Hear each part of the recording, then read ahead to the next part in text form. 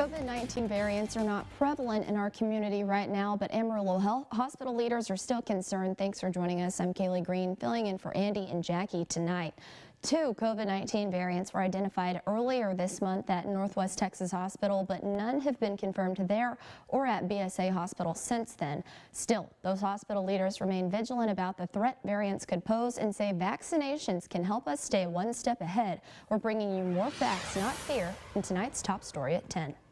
Northwest Texas Hospital's Chief Medical Officer Dr. Brian Wise says when the coronavirus mutates, the virus changes part of its genetic material, changing the structure or appearance. So that's what a variant is. Now, if you remember the Pfizer and Moderna vaccines, they give our bodies a message on how to make a single very important protein of this virus called the spike protein so that our immune system will recognize it. Dr. Wise says those physical changes in the virus variants could mean our immune systems won't recognize them. Right now, there are over 60 variants described worldwide. So this is critical because the more that we can get vaccinated and the less we can let this virus reproduce, the less mutations it can produce and get around these vaccines. So again, all the more important why we're in this race to vaccinate everybody to try to get a good step ahead of this virus. BSA Hospital's Chief Medical Officer Dr. Michael Lamentier offering this advice about whether to get vaccinated. Concern should be, are you going to get infected with COVID-19? Is it going to be one of these variants potentially?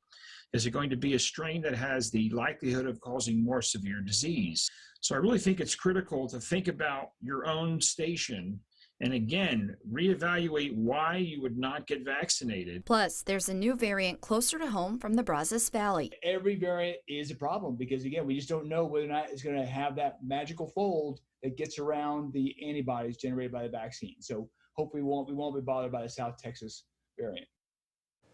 Dr. Wise says they believe the vaccine does recognize the UK variant, but that's not necessarily true for the South African variant.